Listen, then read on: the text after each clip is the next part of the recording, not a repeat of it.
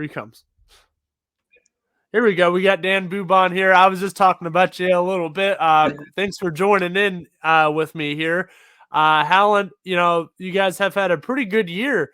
I was just talking about the first game of the year. You started off a 2 overtime win against Poland. Like you guys, as soon as the season starts, your hands are already getting dirty. Like you guys, I see, the teams you played, and even your losses, like losses against Louisville and Canfield.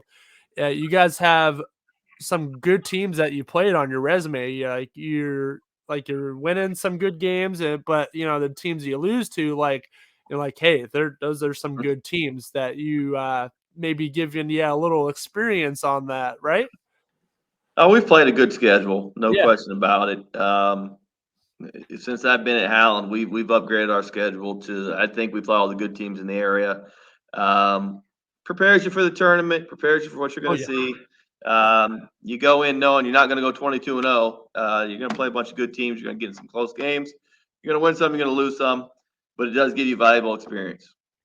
Yes, most definitely. Now let's talk about the game. You guys play tonight, right? Right.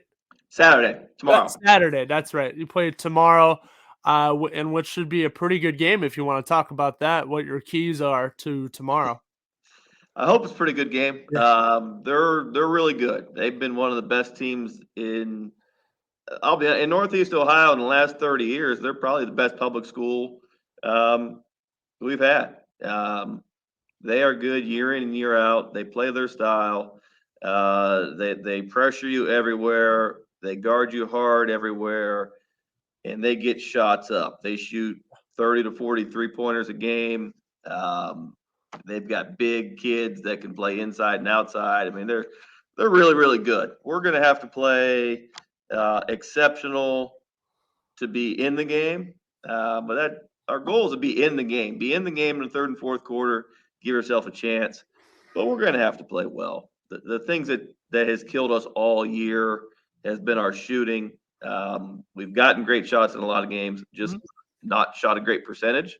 Against them tomorrow, we're going to have to get great shots and shoot well, and then see where we're at.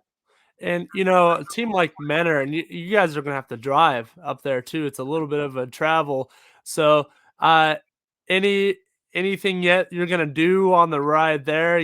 Get your guys thinking a little bit. I know you probably got absolute silence on the bus up there, right? No, we're laid back and relaxed. They'll put their headphones in.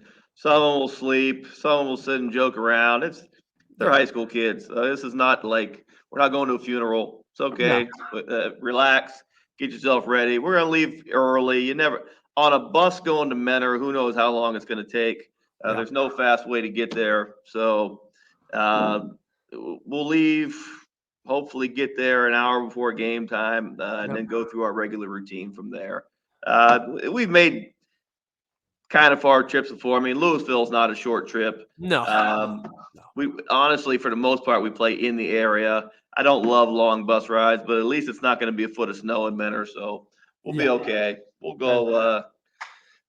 That's the least of my worries. Knock on wood. Hopefully, the bus doesn't break down. We'll get there. We'll play. So that's the least of your worries. What's on the top of your list of the worries going Their in tomorrow? size, us getting a rebound. I mean, they start 4 6'4s and a 6'5", Oof. and all 5 of them are strong, ripped. I mean, they're big, strong kids.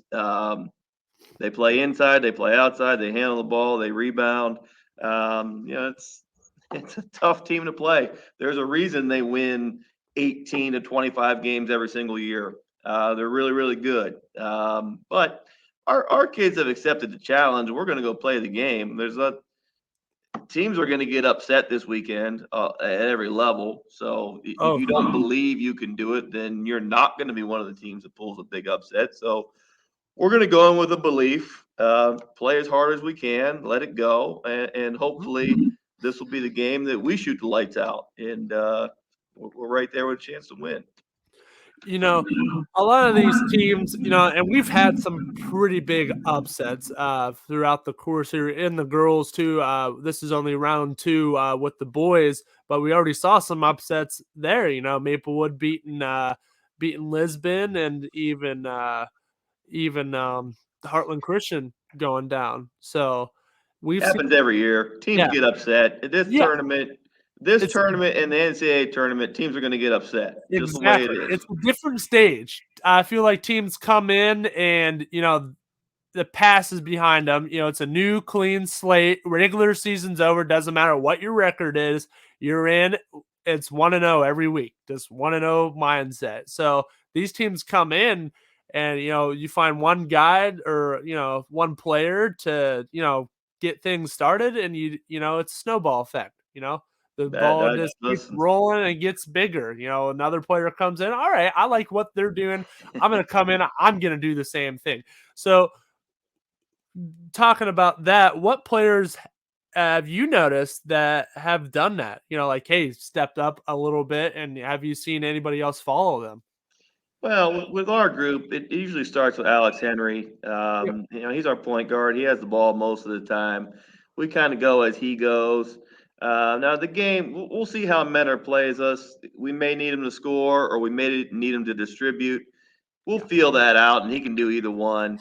Um, Brandon Knoll's been playing better and better and better for us. He's a threat inside and out. Like, he's very important for us because he can match the size that those kids have, which we don't have a lot of kids that can match that. Being 6'4", be able to play inside and outside. They have five of those. We really have one of those. So we'll need a big game from him. And then our other kids that have played all year, and in some games they score, some games they don't. Just because of the nature of how Menor plays, we're going to need all of them to score some. We don't need all of them to score 20, but if you're a guy that averages 3 or 4 for us, we might need you to get 8 tonight to keep us in this game. So hopefully we can do that. hmm So I try to ask every coach that comes on here this question. All the main thing about basketball is if you're having like the main thing is fun. Like if you go out there and have fun, keep the stress down and just keep your head up, a lot of good things are going to happen. Have you done anything to kind of incorporate that fun at all during practices? Any traditions, stuff like that? I've had some comments. I had the East coach say that he liked to play Bob Marley during practice, which kind of got his guys a little irritated, and keep them like they want to play better so he can change the music. That's what he would do. He would change it when he think they were doing good. And then I just had the girls, the Louisville girls coach on the other day, and she said that like their players were doing scavenger hunts and they were playing duck duck goose before games. Anything like that going on? I wish I were more progressive Yeah. and did stuff like that. I don't know. Our girls coach, he plays a lot of music during his Oh, practice. I sat there the other day. He played about 5 songs. I couldn't name one person that oh, was the artist in any of those oh, songs. So I geez. felt old. Um, we're more of a routine. We have the same routine at the beginning of our first 20, 25 minutes of practice, the same every day. I almost feel like it makes them comfortable. Like they know the routine, they go into it, Yeah. they know what we're gonna do. We get loose, we get our shooting in, and then we go on to what we're gonna do for the day. So Okay. yeah, I don't have anything crazy like games or scavenger Okay. hunts or even Okay. music. I wish I did. Maybe when as I get older, I'll get more into that. But Okay. we're more routine based, and then lock into what we're going to do for each specific opponent. And I will say our group has done a great job when we talk about how defensively we want to guard a certain team. They do lock in. And they get on each other like, okay, it's time to lock in now. Let's see what we want to do. Um, Unfortunately for this group we're going to play on Saturday, boy, there's a lot you got to lock into Yeah. because they've got threats everywhere. So Yes. we Yes, could do a indeed. great job and they could still score a lot of points on us, unfortunately. So you talk about routine and coming in and do different like main things every day. Like I really like that. A lot of coaches do that. Like come in, nothing too crazy. Just be like, hey, we want to do this, this, and this. Let's get down to it. And you do it all the time. And these players are so used to that by now, same routine. And sometimes though, do it kinda helps maybe to break the routine here and there? Have you ever thought about that? Like, "Hey, Yeah, we've been yeah. doing this every day. What's put a little crack into it, let's break this real quick or just stick with it, you know?" Every so often, we'll change it a little bit. If we're Yeah, on a bad streak, we'll change some things okay. just to break something up, just to get into a different mindset. Yeah, Um, but I am more routine based. I don't know. I've been teaching for 28 years too, yeah, and I'm more the old school of like the kids in class know what we're gonna do. They know the structure and the routine. Kind of limits craziness, I guess. yeah, So I yes, think a lot of things are generational. My yes, generation, I'm not quite up there with Coach Cullen. He's a little bit ahead of me, but I'm getting up there. I look around and see a lot of coaches younger than me now. So, and I'm sure they were brought up different, and they went to school different, and they practice different than I did. Everything is kind of changes over time. So you stick with what you know, though, for the most part. Um, you stick with who you are. Like yeah, I couldn't be a constant yeller all the time like some guys are, but kids kind of kids see through if you're trying to be something you're not. So I do what works for me. I talk to them how I talk to them, mhm. and that's worked for us. Yes, and a couple more questions for you, before I send you off here. Going into, we talked about it. Menard's a very good team. A lot of, like you said, a lot of height on their team.